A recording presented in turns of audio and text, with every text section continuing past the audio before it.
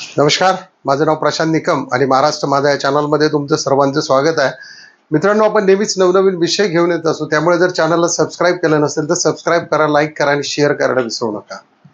थंबनेलवरून विषय तुमच्या लक्षात आला असेल की तुकाराम मुंढे एक वादळ, गुटखा, भेसळ आणि डायरेक्ट जेलवारी. मित्रांनो, त्यांनी 5 जिल्ह्यात जे छापे मारले, जसं त्यांच्याकडे एफडीएचं आयुक्ताचं पद आलेलं आहे तसं त्यांनी ही भेसळ साफ करायला सुरुवात केलेली आहे. आणि कालच मला वाटतं त्यांनी पुणे युनिव्हर्सिटीमध्ये जे सावित्रीबाई वसतिगृह आहे किंवा युनिव्हर्सिटी आहे, तिथे जे कॅन्टीनमधून जी भेसळ चालू होती, ती भेसळ, त्या मोठ्या प्रमाणातली भेसळ पकडली आणि त्या कॅन्टीनवाल्याचं कॉन्ट्रॅक्ट सुद्धा रद्द केला आणि त्यात सामील होणाऱ्यांना सगळ्यांनाच त्याच्यामध्ये जेलवारी सुद्धा होणार आहे. काही ठिकाणी पेड्यांमध्ये पकडलं, काही ठिकाणी दुधांमध्ये पकडलं, काही ठिकाणी औषधांमध्ये, नाशिकला वगैरे औषधांमध्ये पकडलं.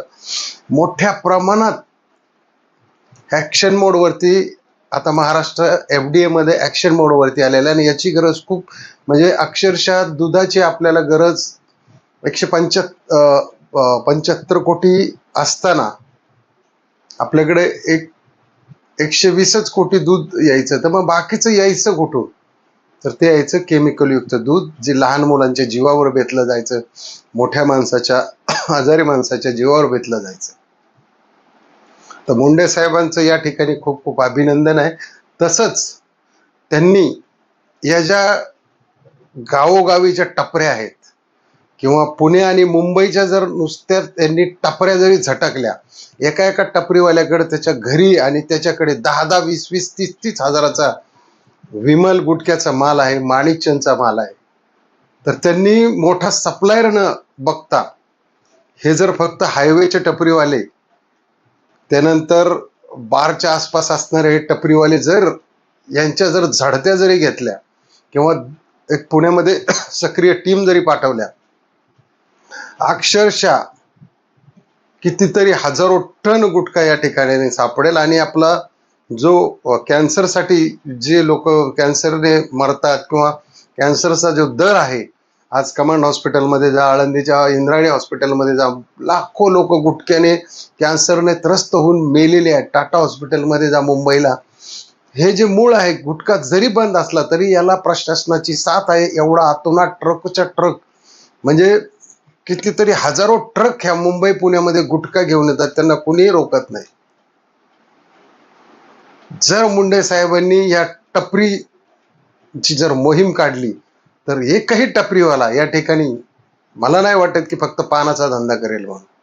कारण आज गुटख्यामध्ये अतोनात पैसे कमवतात. त्या ठिकाणी बंटा विकला जातो, माणिकचंद विकली जाते, मावा विकला जातो, सर्रास सगळ्या गोष्टी या ठिकाणी भेसळ करून विकल्या जातात.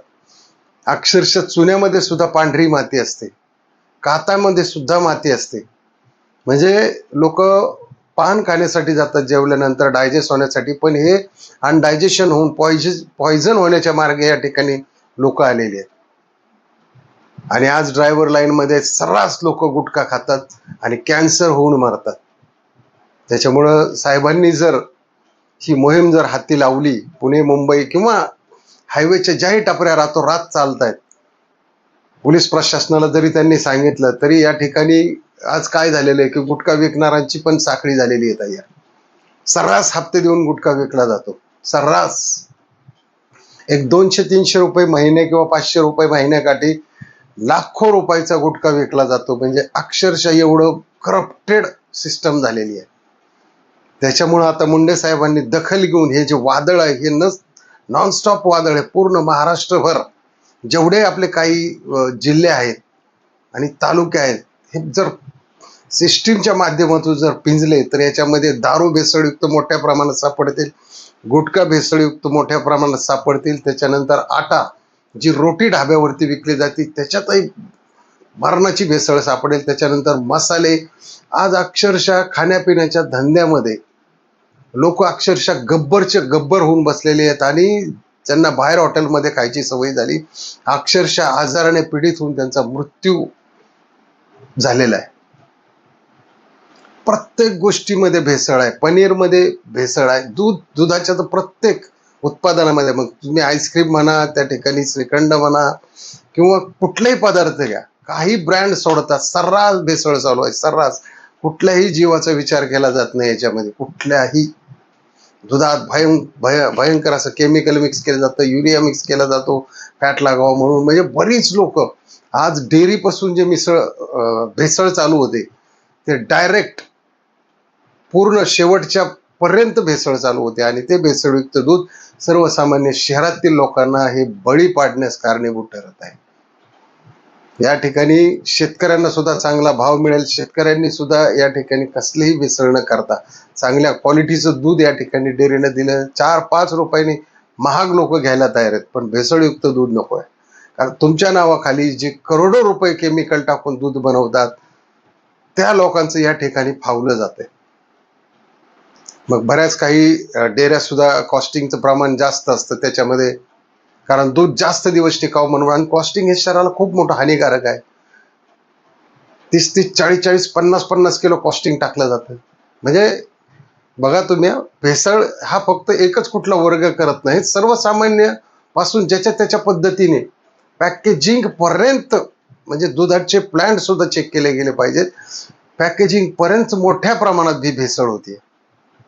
आज तेल गगनाला भिडलंय, याच्यामध्ये सुद्धा भेसळ मरणाची भेसळ आहे. पेट्रोल लोक बिनधास्त इथेनॉल टाकतात. आज पुण्यामध्ये त्या दिवशी मला वाटतं खडकी बोपोडीला एक घटना घडली दारूची. त्याच्यामध्ये अक्षरशः 700 रुपयासाठी 100 जीव घालवले त्या माणसाने. ते इथेनॉलच त्याने दारूमध्ये टाकलं. म्हणजे कुठं ही भेसळ चालू आहे. प्रामुख्याने दारू धंदे सगळ्यात भयानक जी भेसळ चालू आहे ही मोठा वर्ग जो आहे व्यसनाधीन झालेला, या दारूमध्ये भेसळ होते, गुटख्यामध्ये भेसळ होते, अन्नामध्ये भेसळ होते, सगळं भेसळयुक्त चाललेलं आहे. तर मुंडे साहेबांनी जे पाऊल उचललंय त्यांना परमेश्वर या ठिकाणी खूप मोठी ताकद देव, आणि राजकीय कुठल्याही नेत्याने या ठिकाणी हस्तक्षेप न करता साहेबांना त्यांचं काम करून द्यावं, किंवा त्यांची बदली करू नये महाराष्ट्रातून, किंवा त्यांच्या त्या खात्यातून FD मधून बदली करून देऊ नका. येणाऱ्या 1 वर्षामध्ये पूर्ण महाराष्ट्र साफ झालेला दिसेल आणि क्लीन झालेला दिसेल. कुठल्याही टपरीवरती तुम्हाला गुटखा विकलेला दिसणार नाही, किंवा बंटा विकलेला दिसणार नाही, किंवा कसल्या पद्धतीचा विषारी मावा विकला जाणार नाही, किंवा विषारी दारू, गावठी दारू, ह्या ज्या भेसळयुक्त दारू आहेत ह्या सर्रास आज तुम्ही कुठल्याही सोलापूर हायवेने निघा, सर्रास सगळ्या डुप्लिकेट दारू त्या ठिकाणी अशा बिनधास्त विकल्या जातात. खेडगावच्या ग्रामीण ढाब्यांमध्ये सुद्धा कुठल्याही पद्धतीचे ब्रँड कशातही मिसळून काहीही विकलं जातं.